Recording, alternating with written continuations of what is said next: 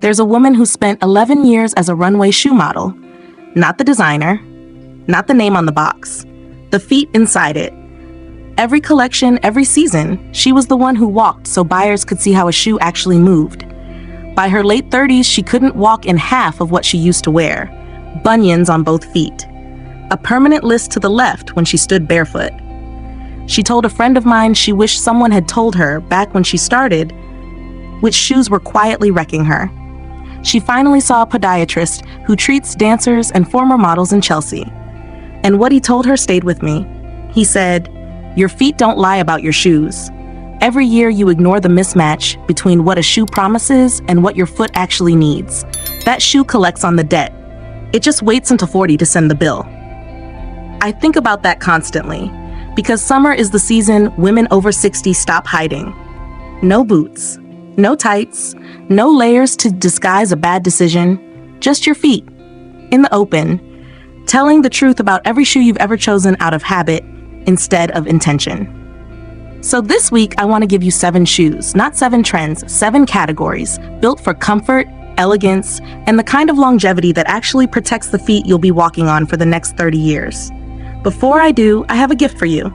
It's called the Elegant Morning Routine Checklist. 12 rituals of women who are timeless, healthy, and undeniable after 40. It's the exact sequence I use every morning to protect my energy, my skin, my hormones, and my presence before the world ever sees me.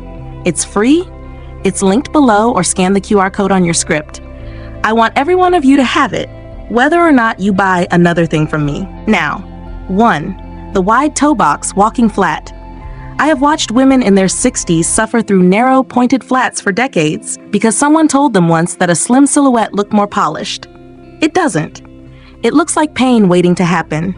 A wide toe box signals something specific to the people who notice these things, that you have stopped performing comfort you don't feel. Researchers at Cornell who study nonverbal signaling have found that how a person moves through space, not just what they wear, shapes how confident and composed others perceive them to be. A woman who is wincing does not read as elegant, no matter what's on her feet. A landscape architect I know switched to a slim-soled, wide-fitting nude leather flat for site visits 2 summers ago. She told me she stopped thinking about her feet by 10 in the morning for the first time in years. That's the whole point. Elegance you don't have to think about. 2. The metallic flat sandal in a soft gray or pewter. This one is difficult to find, well done, and that's precisely why it matters.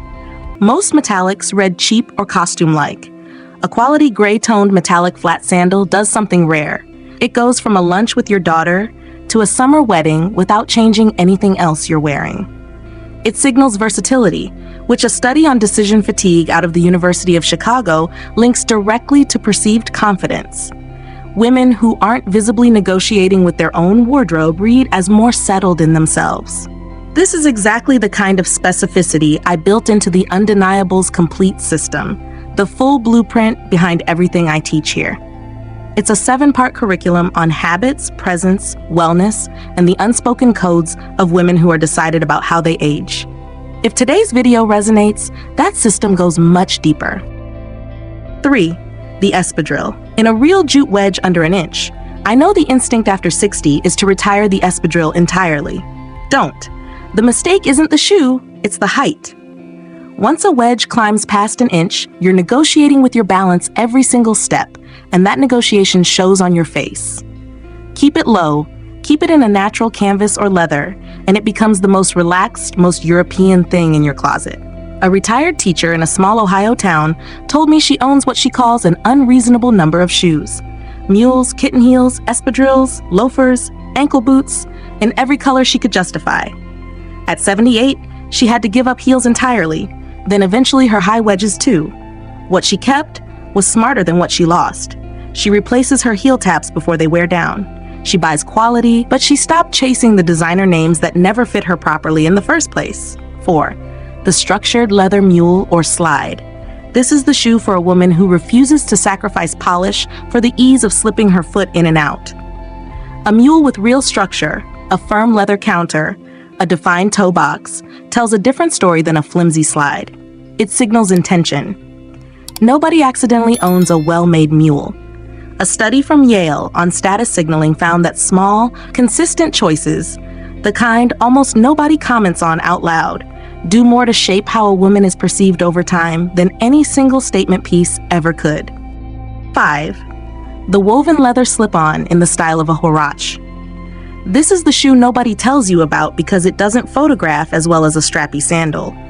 But it moves beautifully, breathes in real heat, and works with everything from linen trousers to a simple sundress. It signals someone who has stopped dressing for the camera and started dressing for her actual life. That distinction matters more after 60 than almost any other single choice you'll make this year. 6. The low block heel sandal, capped at 1 inch, not 0, 1 inch precisely. That teacher I mentioned was firm about this rule, and she's right. A small, stable heel elongates the leg and lifts the posture without asking your joints to negotiate. Anything higher becomes a liability the moment you're standing at a garden party for 2 hours. A JAMA published analysis of gait and aging found that stability, not height, was the strongest predictor of confident, unhurried movement in women over 60. Unhurried is the entire goal. That same woman told me the only truly expensive shoes she's ever bought were a single pair from a legacy French house, and she said they were worth every cent, though she still doesn't fully understand why they fit her so comfortably. Once her feet widened with age, she stopped fighting it. She moved toward European makers built specifically for a wider fit, and she never looked back. 7. The European wide fit sandal built for a wider foot. If nothing else from today stays with you, let it be this one. Somewhere around your late 50s or 60s, your feet change shape, not because you let yourself go, because feet, like everything else, settle with age. The women who look effortless in summer sandals at 70 are rarely wearing a narrower size squeezed smaller. They've found a European maker who builds specifically for a wider forefoot, and they've stopped treating that as a compromise.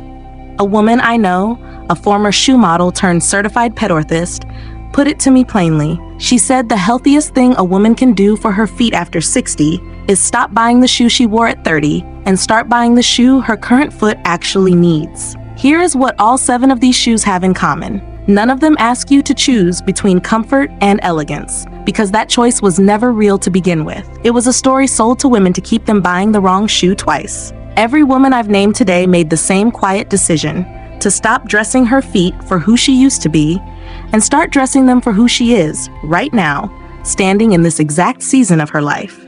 Comfort, chosen deliberately, is the most elegant thing you own. This is exactly what the Undeniable's complete system was built to teach in full. Not just the shoes, but the entire framework, presence, wellness, grooming, and the standards that hold a woman together across every visible decision she makes. If today gave you something, that system will give you the whole architecture behind it. Here's your assignment. Choose 2 shoes from this list you don't currently own and wear each one at least 3 times over the next 2 weeks. Then come back and tell me, I tried the wide toe box flat and the low block heel sandal. Tell me what shifted in your feet and in how you carried yourself. If you're new here, subscribe. The women who show up to this channel consistently are the ones whose feet and whose confidence actually change. Until next time, to every woman watching, you are not here by accident. You are an undeniable. Act like it. 𝐒𝐿.